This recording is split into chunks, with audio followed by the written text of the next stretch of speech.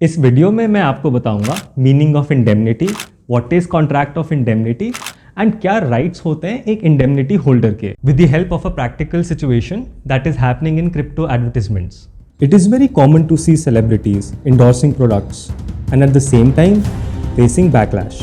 मैं चाहूँगा कि मैं आप लोगों से माफ़ी मांगूँ.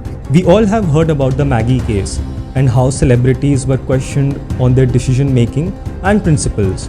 कुछ सेम सा सीन हुआ था यूएस में with Kim Kardashian and Floyd Mayweather के साथ when they were sued by crypto investors for making misleading claims. India में there are celebrities who have started endorsing crypto assets and NFTs. And many have been scrutinized on their claims. The government believes it to be irresponsible advertisements. Which can spoil our youth. इस चीज़ को ध्यान रखना बहुत ज़रूरी है कि ठीक है क्रिप्टो के ऊपर TDS के प्रोविजंस आ गए हैं, टैक्सेशन बता दिया कैसे होगा, बट अभी तक कहीं भी क्रिप्टो को लीगलाइज नहीं किया गया है इंडिया में. एंड इस सिनेरियो को देखते हुए इन एडवर्टाइजमेंट्स का आना एक मिसलीडिंग कम्युनिकेशन हो जाता है. अब अभी तक तो सब मज़े में एडवर्टाइज कर रहे थे क्रिप्टो एसेट्स को, बट अभी फेब एंड में ही एडवर्टाइजिंग काउंसिल ने कुछ रूल्स निकाले हैं. एंड उन रूल्स के हिसाब से एडवर्टाइजिंग काउंसिल अगर चाहे तो वो इन्वेस्टिगेशन इनिशिएट कर सकती है against the advertising company and against the person जो इंडोर्स कर रहा है. As a result of this development, celebrities feel the need to be indemnified. So what is indemnity? Indemnity का मतलब होता है to compensate for the loss, to make good the loss, या नुकसान की भरपाई करना. So how does this work? What celebrities do is, जिस कंपनी को वो रिप्रेजेंट करते हैं उसके साथ एक कॉन्ट्रैक्ट ऑफ इंडेमनिटी होता है कि अगर इस एड की वजह से इस सेलिब्रिटी को कोई भी लॉस होता है तो ये कंपनी उसकी भरपाई करेगी.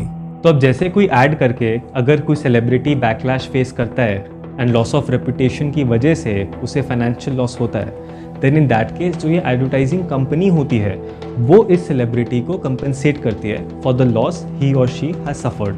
कॉन्ट्रैक्ट ऑफ इंडेमनिटी में दो पार्टीज होती हैं. जो इंडेमनिटी प्रोवाइड करता है उसे इंडेमनीफायर बोलते हैं, एंड जिसको ये इंडेमनिटी प्रोवाइड करी जाती है उसे इंडेमनिटी होल्डर. अब ये लॉस कैसा भी हो सकता है, या तो इंडेमनीफायर की वजह से ही लॉस हुआ हो या किसी और थर्ड पार्टी की वजह से, तो वो डिपेंड करता है contract to contract. That is why these celebrities are looking for lawyers who can draft their contracts of indemnity so that उनका रिस्क कम हो जाए. एंड इंडेमनिटी कोई ऐसी चीज़ नहीं है जो बहुत ही ज़्यादा रेयर हो.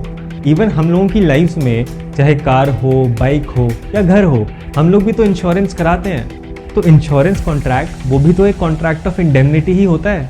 इंश्योरेंस कंपनी हमें इंडेमनीफाई करती है कि अगर इंश्योर्ड पर्सन को कोई लॉस होता है देन इंश्योरेंस कंपनी उसे कंपनसेट करती है. मीनिंग हमने समझ लिया कि इंडेमनिटी क्या होता है, कॉन्ट्रैक्ट ऑफ इंडेमनिटी वो भी समझ लिया. अब बात करते हैं राइट्स ऑफ इंडेमनिटी होल्डर के बारे में. अब मान लो कि ऐसे केस में इस पर्सन पे कोर्ट केस हो जाए तो अब इसे अपने आप को डिफेंड करने के लिए केस तो लड़ना पड़ेगा, एंड फिर लॉयर फीस इनकर होगी. देन हो सकता है जजमेंट उसके फेवर में ना जाए तो उसे कोई लाइबिलिटी भी पे करनी पड़े. एंड थर्ड कैटेगरी में ऐसा हो सकता है कि आउटसाइड कोर्ट सेटलमेंट हो या पार्टी के साथ कॉम्प्रोमाइज़ हो तो वहाँ पे कुछ पे करना पड़े. इन थ्री कैटेगरीज में जो खर्चे होंगे वो ये इंडेमनिटी होल्डर रिकवर करेगा इंडेमनीफायर से. पता है ऐसा होता है ना दोस्तों में कि जब किसी से पंगे लेने होते हैं तो दोस्त आपस में बोलते हैं कि तू जा, मैं देख लूँगा, तेरा भाई है ना, मैं संभाल लूँगा, तू जा. और जब तुम पंगा ले लेते हो उसके बाद जब तुम देखते हो तो दोस्त गायब कि भाई अभी तो यही थे, कहाँ चले गए. तो ये भी तो एक तरीके से इंडेमनिटी ही है. तुम्हारा दोस्त तुम्हें इंडेमनीफाई कर रहा होता है कि भाई तुझे अगर कोई नुकसान होता है इस एक्ट में देन उसकी भरपाई मैं करूँगा. हाँ, हालांकि वो बात अलग है कि वो भरपाई करता नहीं है, बट कॉन्ट्रैक्ट ऑफ इंडेमनिटी जो होता है वो सिर्फ लॉफुल ऑब्जेक्ट के लिए होता है, इलीगल ऑब्जेक्टिव के लिए नहीं होता. सो आई होप तुम्हें इस वीडियो के थ्रू जो क्रिप्टो एडवर्टाइजमेंट का सीन चल रहा है वो अच्छे से समझ आया हो, एंड साथ में कॉन्ट्रैक्ट ऑफ इंडेमनिटी भी.